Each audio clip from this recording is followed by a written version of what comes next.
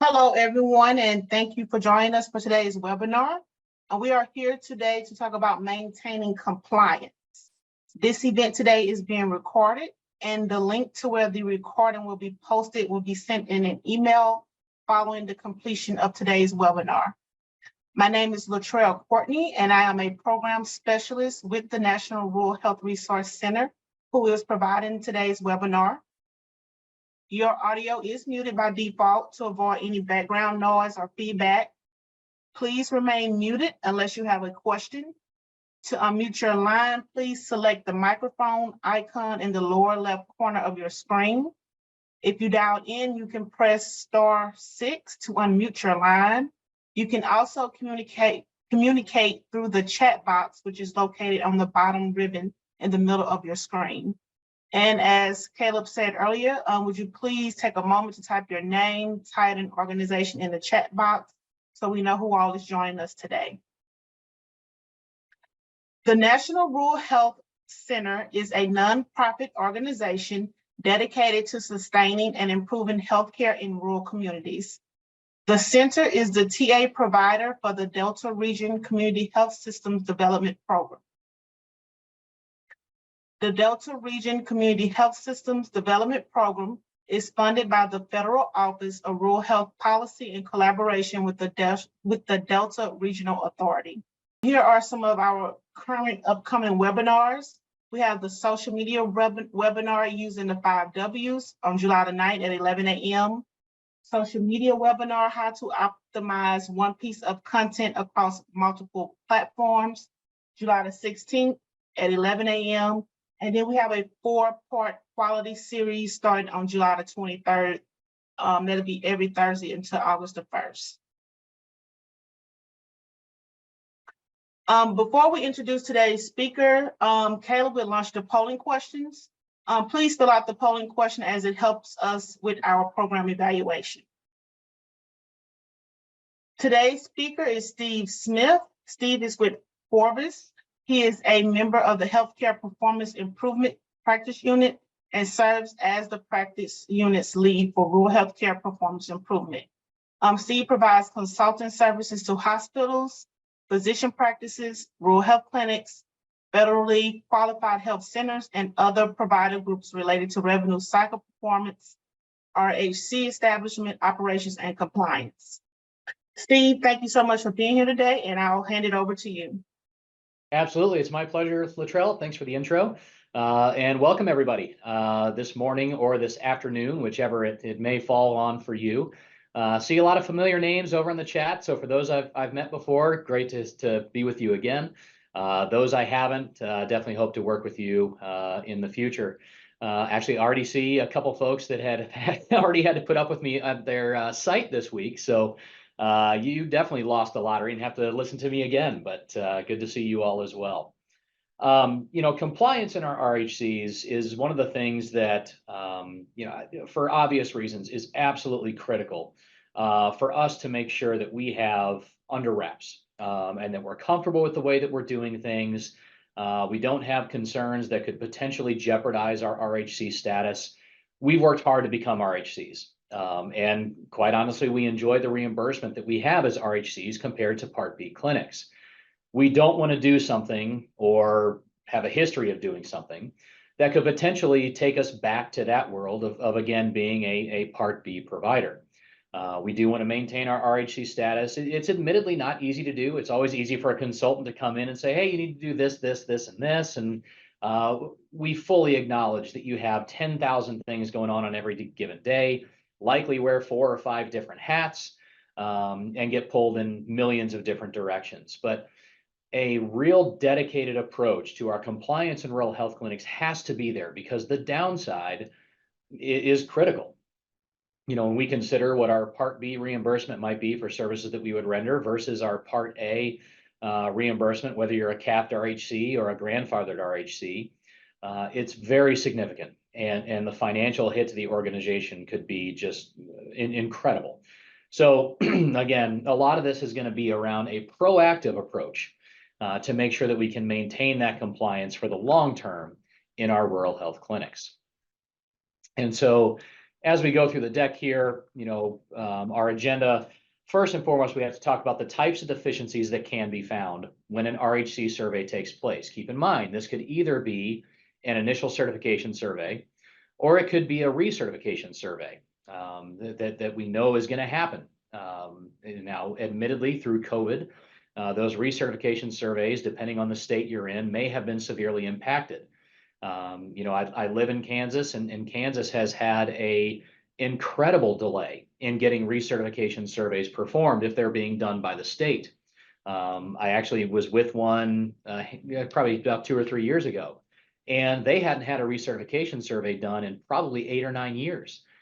And when you think about what might happen in an 8 or 9 year period, if you don't have a proactive approach in place to the compliance of your RHC, it's terrifying. It's very easy for something to get slightly off track in a year's time frame.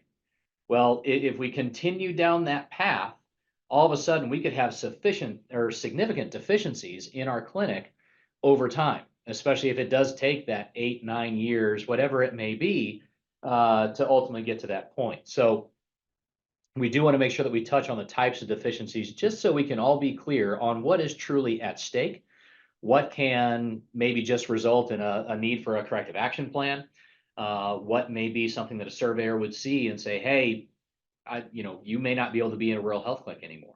Want to make sure we touch on that and make sure everyone has a solid understanding of what those might be. Definitely talk about some of those compliance basics and best practices. Again, we know everyone has a lot going on. We know you're being pulled in a lot of different directions, but having that proactive and best practice approach is going to be critical to make sure that if that surveyor shows up on a random Wednesday afternoon or morning, you're prepared. And hopefully if they find anything, it's some of those lower level items. One of the things I also want to make sure that we cover here is common RHC deficiencies that we see. And this is a compilation of a few different presentations that we've either been a part of or have witnessed as a part of our involvement in the National Association of RHCs. Really making sure that we can identify, hey, here's some of the most common things that we see cause a rural health clinic issues, so that the folks on the line here can go back to your staff and say, hey, where are we with these things? We need to make sure that these are covered. And then certainly as we go along, if someone has a question, try to enter that into the chat. I'll try to monitor that as we go, and then hopefully be able to speak to that as we go on down the road here. But we'll also leave you with some RHC compliance resources that you can utilize just to make sure that, again, on that proactive basis, you're really keeping these things front of mind, and we can keep everything in line long term. So let's start it off here. The types of different RHC deficiencies and the levels of those deficiencies, because they are very important to know. And the first is going to be your standard level deficiency. So surveyor comes in, they do their work, and they identify, hey, you weren't compliant with XYZ. But it isn't something that's going to really potentially cause patient harm, impact patient care. These are really more of those high level items. Maybe you had something stored under a sink. By the way, that's something we see a lot of. If you have anything stored under the sinks in your rural health clinics right now, please go through this afternoon and get all that stuff removed. But something like that is where they're really going to look for, hey, tell us how you're going to fix this and how you're going to monitor it going forward. That's really what they're looking for there.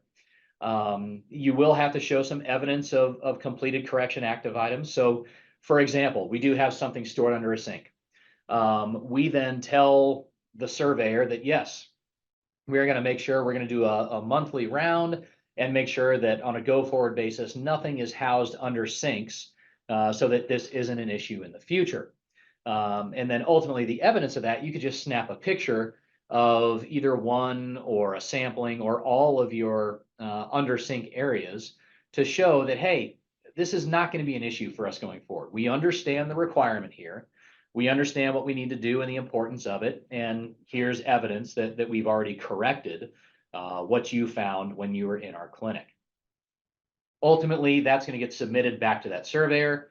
Surveyor is going to review the information, and that RHC should still be able to be certified as a rural health clinic. It should not be an issue. Now, what I will say is if you have a very high number of standard level deficiencies, that's where you could potentially run a risk of all those little small items becoming something more severe. And, something like that may require an additional site visit, may require a more significant corrective action plan.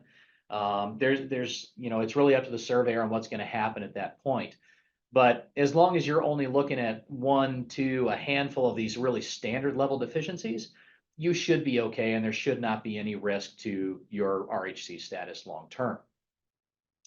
The next level up then is going to be a condition level deficiency. And this is where things get to be a little bit more scary and a little bit more serious for the clinic. This is where we have a significant level of noncompliance with an entire condition of participation. So again, maybe we're not doing any of the labs that we're required to do as an RHC. That could potentially fall under this category. Maybe we're not doing anything to protect our patient's confidentiality. That could be a part of this condition level deficiency. This is when things are really starting to stack up on top of each other, or we have multiple standards that are just not being met, and we're just not paying attention to those items. So this is where a plan of correction is going to be required, and you're going to have to show how you're going to comply with this long term. So it's not just, we'll fix that next week. You're really going to want to detail out how you're going to proactively make sure that this doesn't happen in the future and address that surveyor's concerns. And the trouble here is certification is going to be deferred. And what that means is if you're a new RHC and you're trying to become an RHC, that decision is going to be put on hold. They're going to want to see that corrective action plan that you put in. They're going to want to see the proactive approach that you're going to take. And then they're going to weigh that and say, okay, are we comfortable that clinic XYZ is going to be good on a go-forward basis based on what we've received? Or do we potentially need more proof? And we're going to schedule a second on-site visit because of everything that we saw. And we're going to make sure that we feel comfortable they have everything in place. So there's a couple different paths that this can go down. Again, they could either say, yep, we're good with your corrective action plan, or you know what, we're still not really comfortable, or just because of the sheer volume, we're going to come out and we're going to have to do another site visit. That is absolutely on the table here. For those that are already rural health clinics, the same applies. Keep in mind, you're not going to have as good of an idea potentially of when these surveys are going to take place. That state surveyor may just show up one day and say, hey, it's Wednesday morning, I'm here for your rural health clinic recertification survey.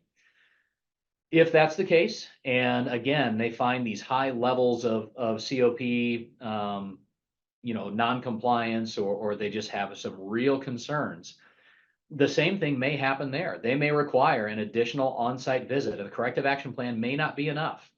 They may say, okay, we're going to let you keep operating as a rural health clinic for now, but we are going to come back for an additional visit to verify that all of these items have in fact been addressed.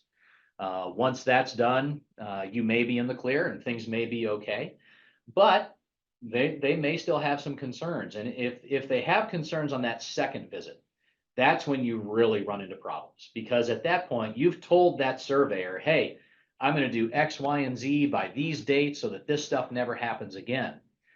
And then they come back and it's happened again.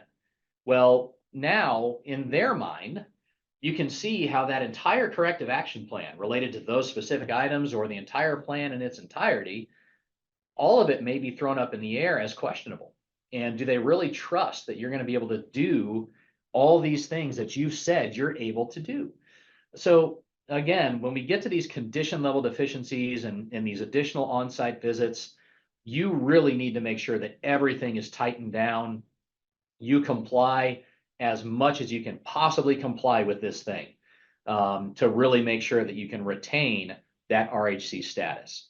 The other thing that I'll mention with both standard level and condition level deficiencies, the next time they come out for a recertification survey, you better believe they're going to be looking for these things. They're going to have a history of what's been cited in your clinic and what problems had been identified. And they are absolutely going to make sure that when they come out there, they take a closer look at those items potentially than anything else.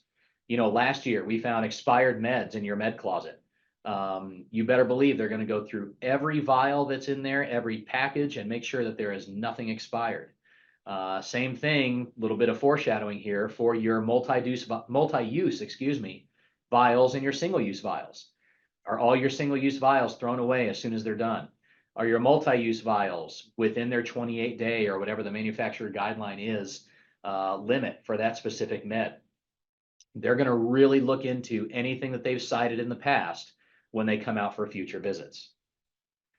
The scary one then is immediate jeopardy, and we don't see this a lot because honestly, we do the best we can to make sure that there's not significant risk of patient harm when they're in our clinics. None of us want that to be the case, but it is a possibility.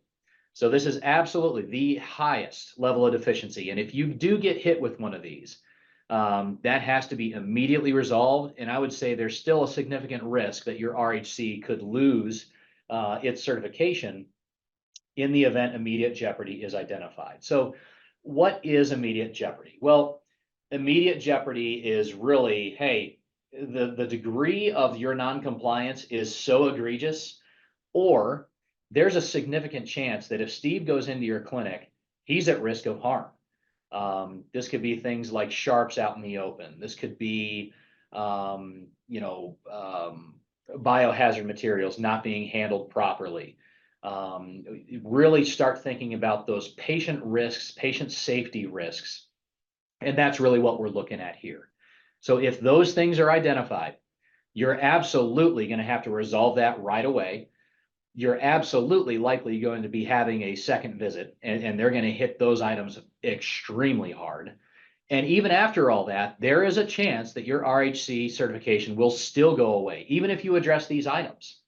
Because in their mind, yeah, you've made it so where a patient walking in your clinic isn't going to get hurt, but that is the absolute bottom level of care that we're shooting for here. Then we have the COPs on top of everything else. So from that surveyor's mindset, we still may not be comfortable that you can be a rural health clinic anymore, but we at least want to make sure that this thing that we've identified that's a patient safety risk is addressed, is remediated, and we don't have those concerns going forward. So, again, if immediate jeopardy hits, again, we don't see it a lot, but if it does hit, that's a case where, there's a lot of risk, and I would say a significant risk that RHC status is going to go away. So when we start talking about proactive compliance management and making sure that we have things in place so we don't have high-level findings, this is exactly why. We want to make sure that we don't run that risk of that surveyor coming in and identifying for one reason or another that we are a patient safety risk and may not be qualified to have our rural health clinic status. So that really is the reason that we want to look at compliance best practices and really focus, again, you're going to hear me say this word 40 more times at least throughout this presentation, proactive management of our RHC compliance. So first and foremost, what do we have to do? Well, here's where all those regs are spelled out. And I will tell you, I spend a ton of my time in State Operations Manual Appendix G interpretive guidelines. That's included in the references, so don't feel like you have to go search for that right now. You'll have the link to it. The great thing about that is it shows you exactly what those surveyors are going to look for each of these sections that are pointed out here. So 491.7, our organizational structure. What is that surveyor going to do when they show up on site to survey my clinic or to resurvey my clinic? What are they going to look for? How are they going to look for it? What do they have to see? All those sorts of things. I do want to specifically call out the location of the clinic here for just a second. One of the good and bad things that we've seen post-COVID is increased volumes that are coming into our rural health clinics. People are starting to get comfortable going back into clinic settings, and we're starting to see more and more face-to-face visits. What that has done is for some organizations prompted them to say, hey, maybe I need to look at a bigger space for my clinic.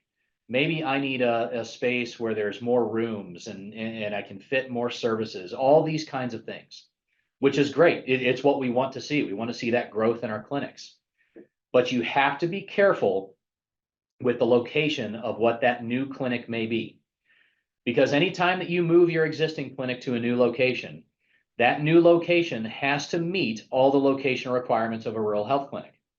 Has to be in a non-urbanized area, has to be in a HIPSA or a shortage area, or have a governor's exemption. If those things aren't present and you still move that clinic, you will lose your RHC status. You will go back to a Part B clinic because that location does not qualify. Even though you're an existing RHC, you can't move that clinic.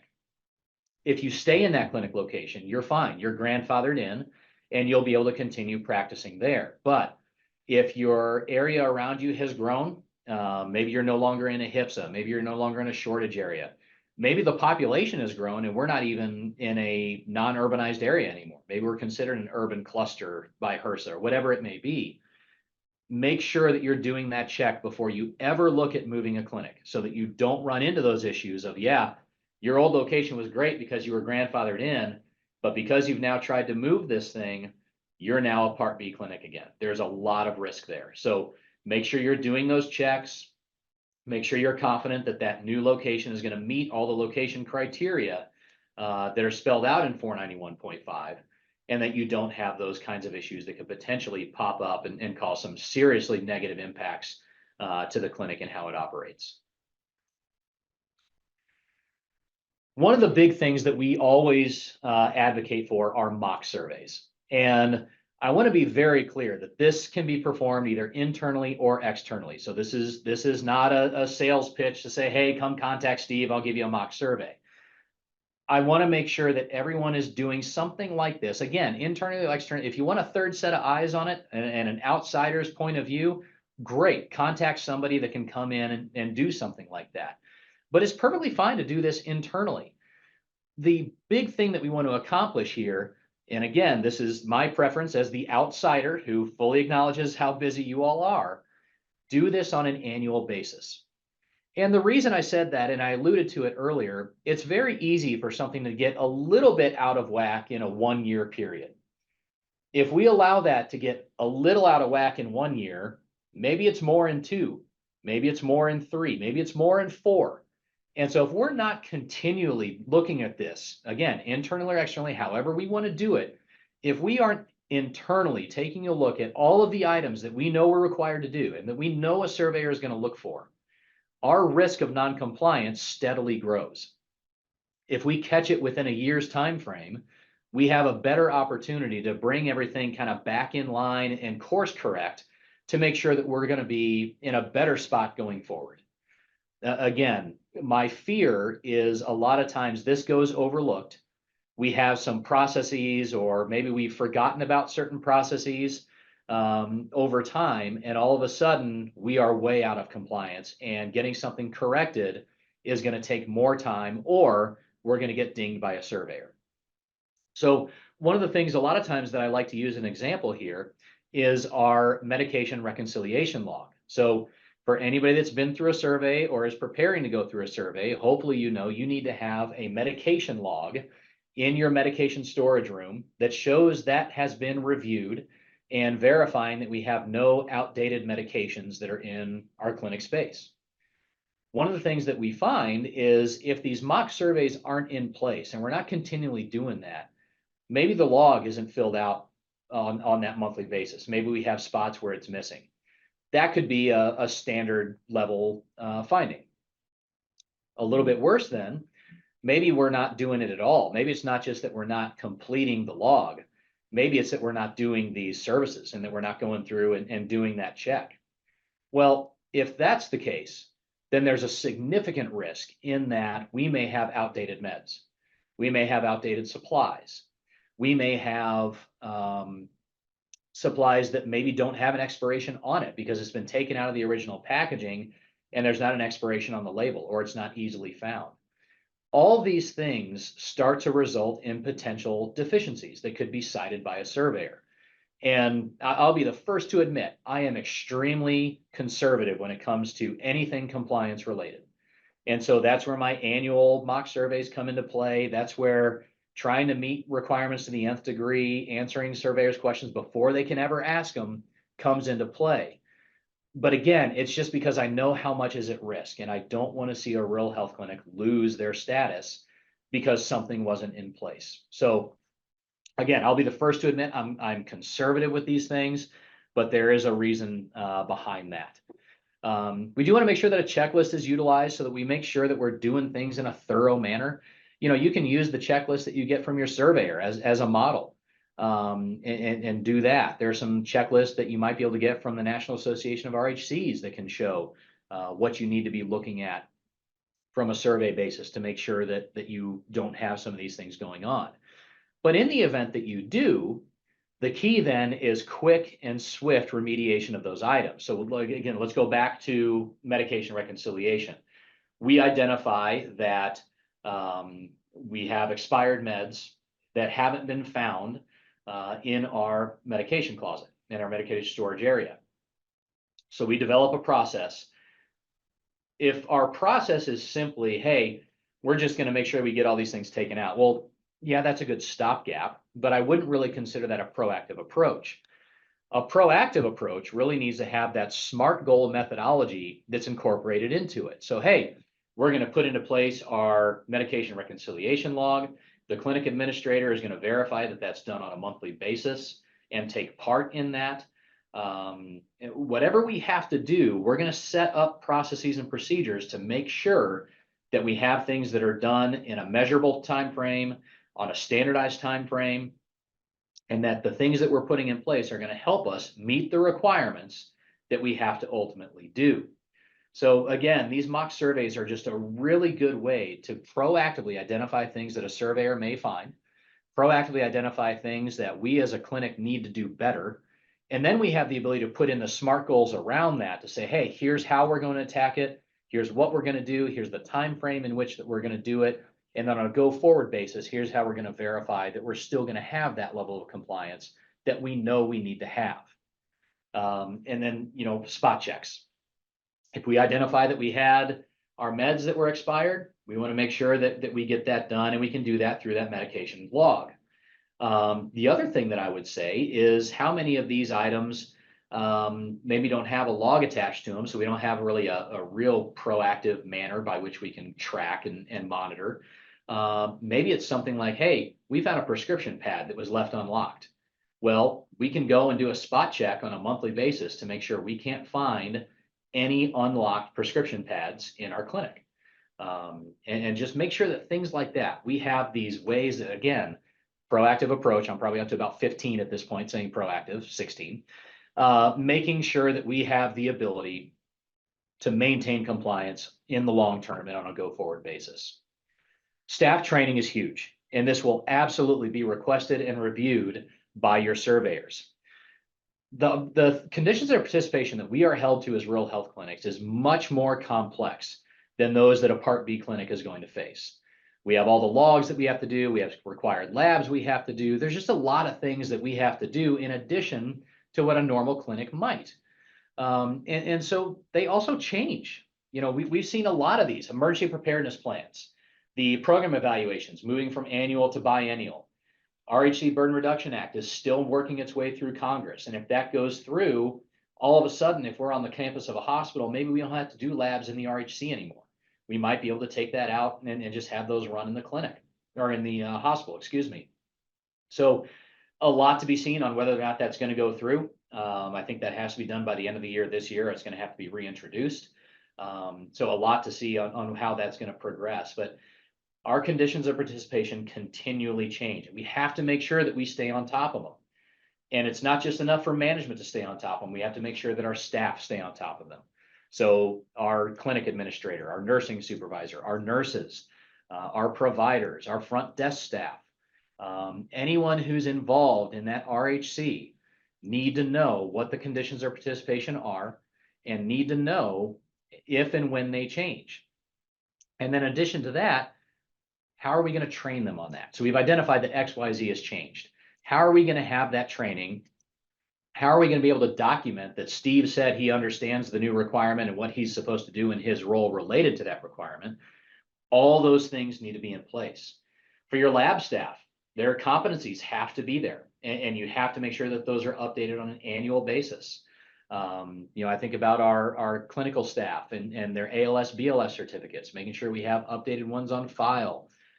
making sure if there's a change to a collaborating physician, we have that information on file. All those things need to be there. And to the extent they can, house them in your evidence binder that's within the RHC so that everything's in that one spot where that surveyor can review it if and when they do ask, and they certainly will ask. It's also perfectly fine to have that housed over in HR, but you need to make sure that the individuals in HR can quickly navigate to that information and show that surveyor, oh, absolutely, we trained our staff in June, and here's the documentation that everybody signed. Here's our checklist that show that we got everybody to sign. And we just kind of walk through that process to show that surveyor, here's our evidence of compliance with this requirement. So that's the compliance and surveyor side of things. The other side of things is our staff. We can only hold our staff accountable if they are fully and accurately trained on what they're supposed to do. So if our lab director is unaware that our staff has to have annual compliance, performed, that's going to be a problem. Or, let's say our staff isn't aware that we have to do med reconciliations and make sure that we don't have any expired meds in our storage areas. We can't hold them accountable for that unless we train them on that requirement and their responsibility for that requirement. So again, you're really looking at two different sides of the coin. Train our staff, inform our staff so that they know what has to be done and that they can be held accountable for what has to be done, because there will be times where we have to hold them accountable. And then when the surveyor comes in, how can we show that compliance? How can we show that that training has taken place? How can we show that our staff knows what to do? Here's where they've signed that they understand what to do based on the training that was provided, based on documentation that was provided, whatever it is. Having all that documentation present and readily available for that surveyor is going to be critical. And industry and associations. I mean, one of the great things that we have going as a rural health clinic is our ability to get information pushed out to us by a number of different organizations. National Rural Health Resource Center, they frequently pass out information or have webinars related to topics that would impact a clinic. The NRHA, the National Association of Rural Health Clinics, CMS, all of these organizations frequently push out information to their members and to the industry at large. So if you aren't already going out and hitting these organizations' websites or getting on listservs to kind of see what's going on in the industry, I would highly, highly recommend it. It's just a really great way to make sure that you stay aware of what's going on in the industry and what impacts those changes may have to you. Some of it is even related to proposed legislation. So it gives you the opportunity to respond to that and tell Congress, hey, here's 6 reasons why what you're talking about here will not work. Or, hey, we think it's a good idea, but we might need to tweak it in these ways. Just a lot of ways that you can stay up to date on what you're required to do now, as well as what's coming down the pipe potentially later on down the road. In addition, your state Medicaid programs, a lot of them have listservs. They issue bulletins that are going to cover topics that may impact clinics. Make sure that you're up to date with them as well. And this isn't just reimbursement related. There's a lot of times where it's going to be related to things that they're going to hold clinics responsible for on a compliance basis. So again, make sure you're plugged in. Attending some conferences is a great way to find out what's going on in Washington, what may be going on in your state. Just a lot of ways that we can get to information. And because a lot of these are rural organizations, the costs are usually relatively low. And so it's not a major impact to the organization if somebody were, or multiple people were to go to a conference, to be able to bring things back to the rest of the organization and let them know, hey, we heard about all these things that might be coming down the road. We need to start prepping now because it sounds like they're going to go through. So again, just a great, great way to make sure that you stay up to date on what's happening with the industry from a compliance standpoint. I mentioned it earlier, but that Appendix G interpretive guidelines document is just fantastic. It gives you the playbook and it gives you the answers to the test. So if you're going to have that surveyor show up, you know exactly what they're going to look for, the documentation that they're going to look for, how they're going to spend time with your staff, questions that they're going to ask your staff. A lot of it is spelled out in there. So it just gives you the playbook and the answers to the test. then it's our responsibility to go out and make sure that we can pass that test based on the answers that we already have. So, it's a huge opportunity to make sure that you're ahead of the game and know what to expect. And then again, very similar to before, based on the information that we hear, based on the information that we learn, we have to train our staff and we have to inform our staff. So again, hey, we're now required to house XYZ medication in our rural health clinic. We need to make sure that we get purchasing on the line so we can get it there. Pharmacy needs to know how to handle it. Staff need to know how to administer, how it has to be stored if there are specific requirements. All those things need to be very clearly communicated to all our staff so that we can remain compliant and do so in a proactive manner, preparing for something that may come on down the road.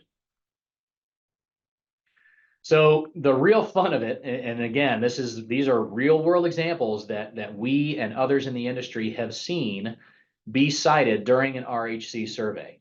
And so a lot of these items we want to make sure that we call out, because if we're seeing them across the country, there's at least a potential chance that it may be happening in your clinic as well. And we want to make sure that they're not, so that we don't have these citations that ultimately come up. The first is related to patient documentation. So section 491.10A3. For each patient receiving those healthcare services, the clinic maintains a record that includes identification and social data, evidence of consent forms, pertinent medical history, assessment of the health status. Now you'll see there's a lot of stuff that's included here. The one, though, that really has tripped up organizations in the past is the consent forms. Consent forms, depending on your policies, may need to be retained on an annual basis. And so how many of our clinics are going through and proactively getting all of our consents in place every year? Or is there a potential that we've got some patients that maybe we haven't gotten a consent form for in 2 years, 3 years, whatever it may be?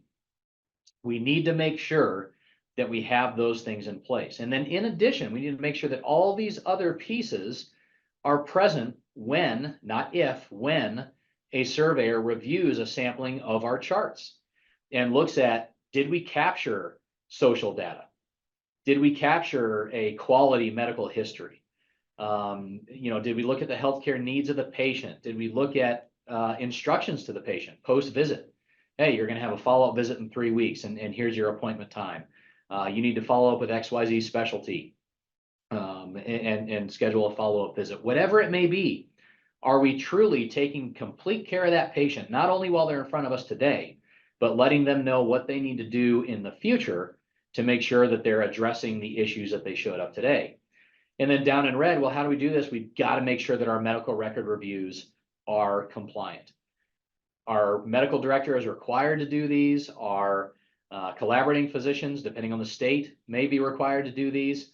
Have those providers know of this requirement and make sure that they're going through, and when they do those record reviews, they're looking for all these items. They're looking at when that consent was last done, or your administrator can look at when consents were last received. We just need to make sure that all of these items are present for each patient that comes into our clinic. What we don't want to have happen is we've got it for 90%, but of course, one of those 10% that we don't shows up as the one that gets sampled by the surveyor when they're on site. So just make sure that that is in place. Drugs and biologicals separately, appropriately stored. Again, we have to make sure that we have that medication storage log and that we're on a monthly basis going through and making sure that we don't have anything expired. We don't have anything that's being stored in an incorrect manner. One of the things that has become a very hot topic that's a little bit related to this is our medication refrigerators. So we have some medications in our clinic that have to be in a refrigerator stored at certain temperatures. What happens on Saturday evening at 6 o'clock if that fridge goes out of range? The cooling element goes out and all of a sudden it's 3-4 degrees outside of range.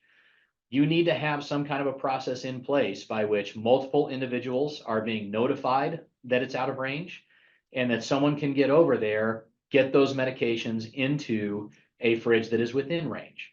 So there's a couple different things that play into that in the notifications as well as the remediation.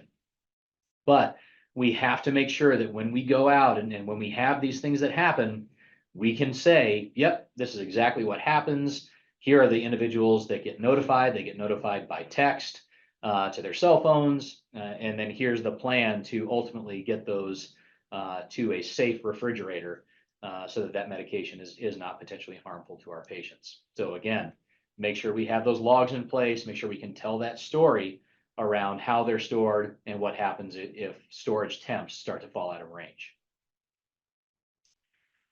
Clinic staff has to furnish diagnostic and therapeutic services and the supplies that are to the entry point.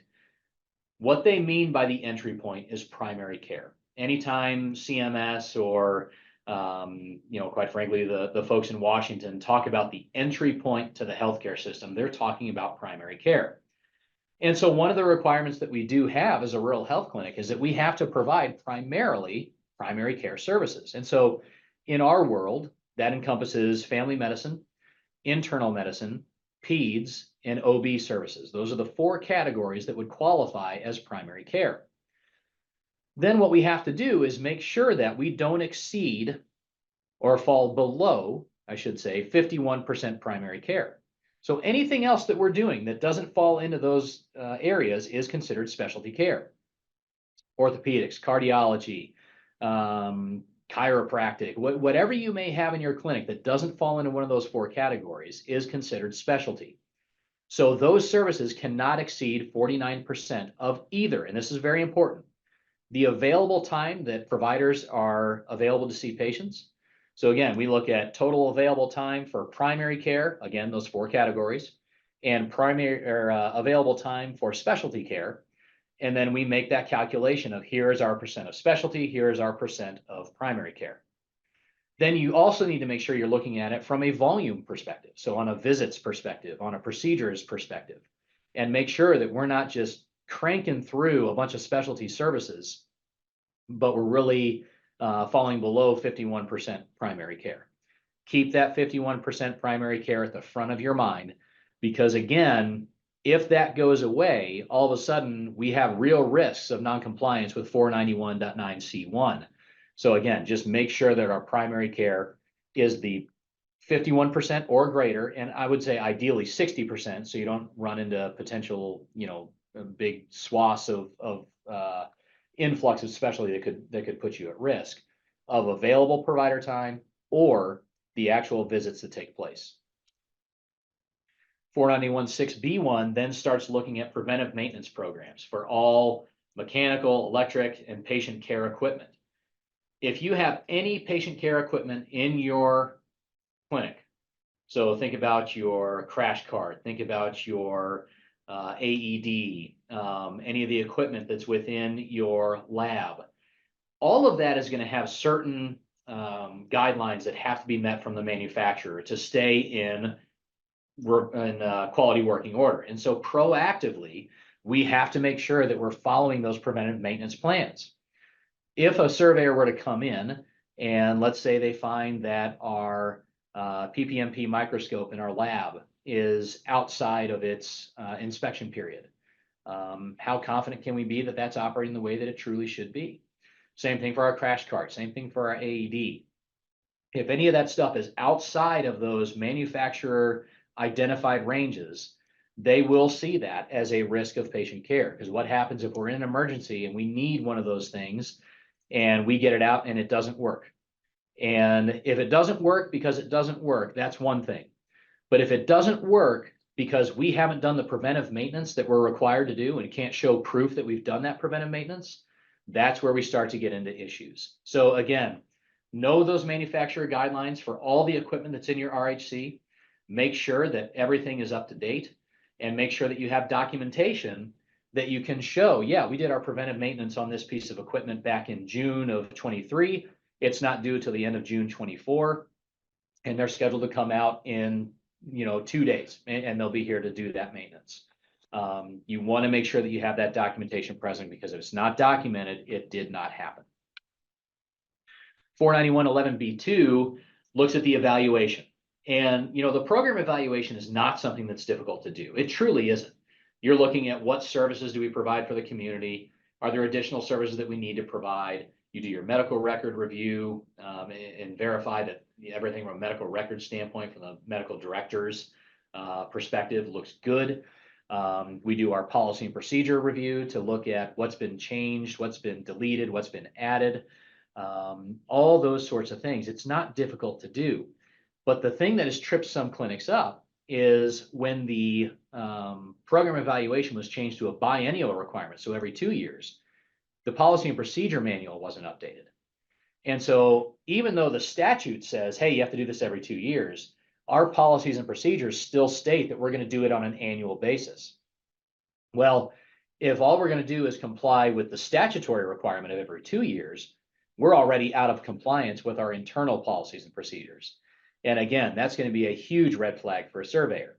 They're going to look at those policies and procedures and say, you said that you were going to do this every year. You're missing, 2 years or whatever it may be. We need to make sure if our policy manual states we're going to do it on an annual basis, or if it's been updated to say we're going to do it on a biennial basis.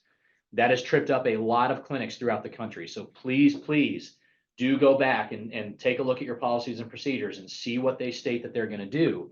And if you find that you're in non-compliance right now, highly recommend scheduling that program evaluation as soon as possible, so you have an initial point that you can start with to say, okay, starting today, this is the process that we're going to run. This is the timing that we're going to run. So if a surveyor does show up, you've got evidence that something did happen and you weren't just waiting. 491.8B then looks at the medical director. And, one of the things that we get asked a lot about is how often does my medical director have to be in my clinic giving medical direction? Well, there really isn't a minimum that's been set forward. This is the standard right here. That clinician provides medical direction for the clinic's healthcare activities and consultation for and medical supervision of the healthcare staff. What we recommend is that you have some documentation that shows this is when the provider was in the building, and then make sure that you can somehow tell the story of why that's appropriate. So yeah, Dr. Smith is in our clinic every Monday for 3 hours. Or Dr. Smith comes in twice a month in 4-hour intervals. I would argue that either of those is probably enough for Dr. Smith to be able to say, yeah, things are operating the way that I intend for them to in this clinic as its medical director.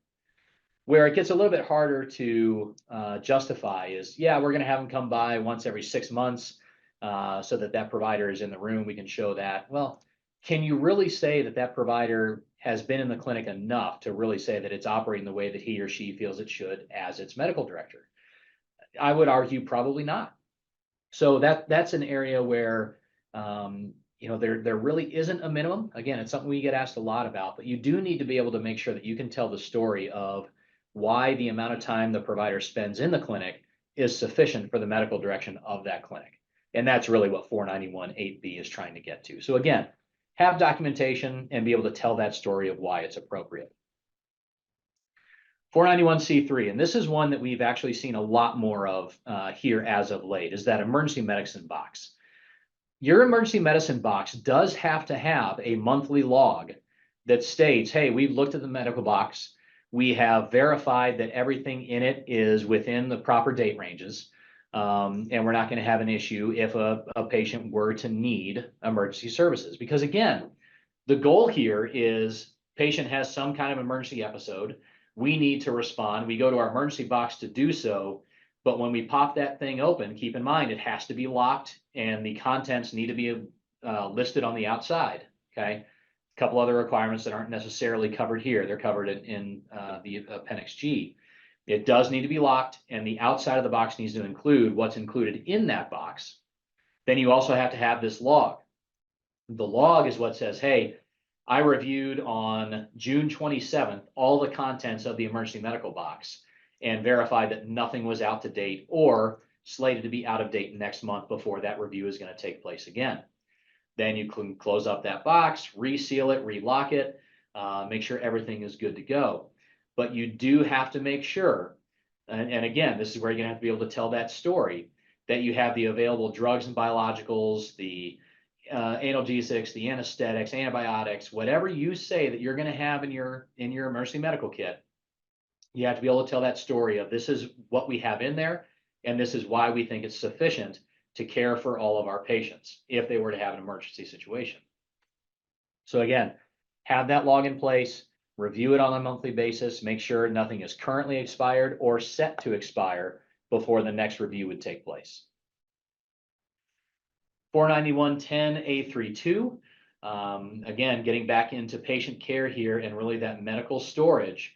The clinic or center maintains a record that includes the reports of physical examinations, diagnostics, and lab results and consultative findings. We need to do these medical record reviews to make sure that we don't have any issues that would impact our patient care. If we can't do lab tests that's in our clinic, we're going to have issues. If our record doesn't reflect, maybe we did the test, but for one reason or another, it didn't make it onto the medical record. That's going to cause a major issue. Same thing for consultative findings or things like our physical exams, our diagnostic tests. We have to have documented that all of these things take place. So for our clinicians, it's very important that they document everything that they're doing for these patients. On the back side of that, it's a better representation, assuming everything is coded correctly, of what their work RVU values may be and how much work they're doing and how acute their patients truly are. But we do have to make sure that as we go in, that medical review is an accurate representation of everything that's been done for a patient on that date. And again, the surveyors will go in, they will look at a sampling of medical records, and if they have concerns or if they can't cross-reference what you've said was done for a patient versus what the medical record shows was done for a patient, that's going to potentially cause some issues there in terms of potential deficiencies. This is one that actually does pop up quite a bit. The clinic premises are kept clean and orderly. Again, there's a lot that goes into this, but if you think about stained ceiling tiles, stained areas underneath sinks, furniture that has what I would say are large rips where foam is exposed or things of that nature. We need to make sure that the entire premises is kept in that clean and orderly fashion. As we look at ceiling vents, are they free of dust or are they potentially, putting dust into the air? Areas around our sprinkler heads, or do they show signs of potential water damage? Keep in mind, for our surveyors, if they see water damage, there's a chance that they may go to mold. They may go to, hey, what are my patients breathing in when they report to this clinic? We need to make sure that we have those things, again, proactively addressed so that if they're identified or if they exist right now, we can get those remedied right away. Maybe we need to clean the ceiling tiles. Maybe we need to replace them. Same thing for the vents. Whatever we have to do, make sure that our clinics are kept in as clean and as orderly a state as we possibly can. A few other things that we need to make sure that we avoid here. I mentioned this one earlier. Don't store anything under your sinks. Make sure the sinks don't have any stains underneath them. Again, make sure we don't have any suspicions of water damage, things like that. We talked about our medications. Same thing for supplies. Make sure our dressings, our packagings, our peroxides, all that stuff is maintained as they're supposed to, and none of it is expired. Instruments being sterilized properly. If you have any hinged instruments, hopefully you're getting those back in the open position and not the closed. We definitely see that sometimes called out. The exits for the location, are they lighted, and are there floor plans on the walls that show a patient how they need to get out? We talked earlier about the evidence binder and making sure that that's updated as needed with our org chart, with our staffing list, with our CVs, with all the various things that we know have to be in that evidence binder. Make sure that it's done and that everything is up to date. Make sure that we have that external party that takes place in the program evaluation, at very least as a part of the policy and procedure review. Again, they don't necessarily have to take part in everything, but the policy and procedure review does have to include an external party, which is thought of as somebody who is not on the payroll of the clinic. That could be a consultant, that could be a potential board member, that could be just a community member. whatever it may be, make sure you have that external party involved. Hours of operation posted on the clinic door. If you have a change in those hours, it's okay to put up just a piece of paper stating what the hours for that day are going to be. But make sure that if someone goes up to your clinic, they can see the last two bullet points here. Number one, what is the name of that clinic and does it match my 855A? And what are the hours of operation of that clinic? And if there's going to be a change to those hours of operation, make sure that you get those changes posted so that there's no confusion for a surveyor if and when they show up to your front door for that either certification or recertification survey. So lastly, I want to leave you with a couple things here. I mentioned State Operations Manual Appendix G, the interpretive guidelines, a bunch. And again, we live in this document.